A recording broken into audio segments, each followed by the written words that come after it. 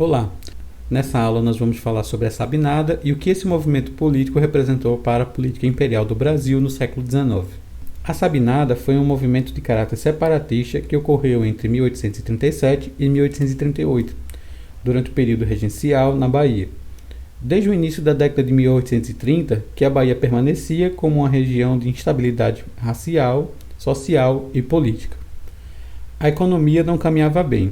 Havia falta de alimentos de consumo básico, como a mandioca, os preços aumentavam e os impostos eram considerados extorsivos. A situação pós-independência da província da Bahia não era das melhores, o que provocou desejos de mudança em diferentes camadas da sociedade.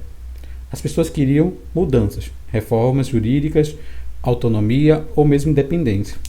A revolta foi deflagrada quando os rebeldes liderados por João Carneiro da Silva Rego, advogado, e Francisco Sabino Alves da Rocha Vieira, médico, tomaram o palácio do governo, culminando na fuga do presidente de província. Havia uma questão racial no movimento. Sabino era negro e identificado na época como mulato. Muitos escravos de segunda ou mais gerações participavam, enquanto que os africanos, ou seja, aqueles recém-chegados no país, foram oficialmente excluídos. Os brancos teriam fugido. Segundo o cônsul britânico, que vivia na Bahia na época, Salvador ficou, abre aspas, totalmente enegrecida, com exceção dos estrangeiros. Os porta-vozes dos sabinos diziam em seu jornal Um Novo Diário: mas enfim, eles nos estão fazendo a guerra porque são brancos, e na Bahia não deve existir negros e mulatos, principalmente para subirem a postos, salvo quem for muito rico, e mudar as opiniões liberais, defendendo títulos, honras, morgados e todos os princípios da fidalguia. No mesmo artigo, o jornal ataca uma figura importante da política baiana, Antônio Pereira Rebouças, um advogado, mesmo que sem estudos formais, e político liberal. Quem não for mulato rico como Rebouças, e como ele enfatuado ao Peru, tendo sido dos trancafios, não pode ser coisa alguma. Sim, Rebouças também era negro, chamado mulato, mas encontrava-se do lado oposto de Francisco Sabino. Os rebeldes entendiam, ou pareciam entender bem, as contradições entre os dois agentes históricos, ambos em condições raciais idênticas, mas separados entre a ordem imperial e a possibilidade de autonomia, de uma nova nação reformada. No mesmo jornal, os sabinos afirmavam: não suponha os Rebouças que ao lado da revolução não estejam homens que saibam dizer duas palavras juntas. Estão iludidos, e Deus queira não o conheçam sem remédio. Unam-se conosco se querem salvar a Bahia e a si próprios. Os direitos de igualdade e liberdade hão de ser definidos pelos bravos do dia 7 de novembro até a morte. O solo da Bahia não há de ser mais poluído por atrevidos fidalgões. Hão de igualarem talentos e virtudes se querem ser distintos. Ouçam nosso conselho e aviso salutar, que não vem do medo, porque nada receamos, nem vemos do que, mas é porque deveras queremos o bem de todos. Antônio Rebouças teve papel destacado na repressão à Sabinada e à revolta dos malês anos antes.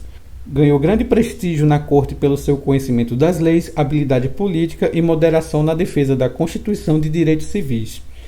Era um defensor do pensamento liberal. Rebouças afirmava-se como um fiador dos brasileiros. Francisco Gonçalves Martins interpretou mal ter eu dito na Assembleia Provincial da Bahia que me considerava um fiador dos brasileiros. De fato eu disse, e eu digo: e se sou fiador da União, provei-o nessas circunstâncias calamitosas de 1837. Provei eficazmente nessa conjuntura difícil que a minha qualidade de mulato valia muito, como um grande elemento de ordem e de mútua confiança entre todos os brasileiros, porquanto, figurando no partido rebelde, de maneira a mais saliente, um homem de igual qualidade à minha, amigo do chefe de polícia Gonçalves, foi muito vantajoso achar-me eu, meus irmãos, meus parentes, meus amigos e muitos homens honrados da nossa qualidade no lado da ordem, desfazendo com o nosso exemplo e nossa devotação constitucional as intrigas desse homem de furor. É assim que fui, sou e serei um fiador da União Geral da Família Brasileira.